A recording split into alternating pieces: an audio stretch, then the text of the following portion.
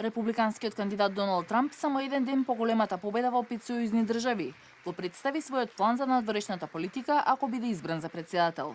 Досегашната таа на администрацијата на Барак Обама ја нарече тотална и комплетна катастрофа.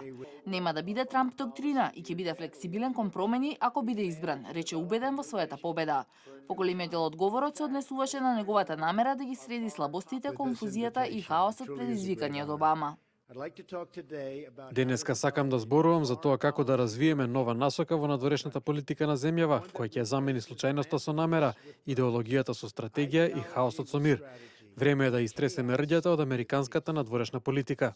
Трамп рече дека под неговата администрација деновите на исламска држава ќе бидат одброени. Тој претходно изразуваше намера да ги отсече џихадистите од приходите од нафта и поддржуваше методи на распит како вотербординг.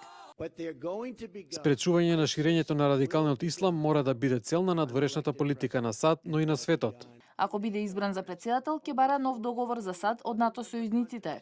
Ќе се обиде да ја смени структурата на организацијата и ќе разговара за ребаланс на финансиите што ги вложува САД во неа. Ќе разговара и со Русија за да најде заеднички јазик, веројатно во врска со исламскиот екстремизам.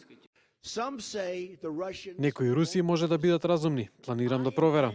За Кина, Трамп рече дека ја почитува нивната сила, но дозволувајќи им економски да ги искористуваат САД како што прават сега, тогаш Америка ја губи нивната почит. За послабите сојузници, пораката беше друга.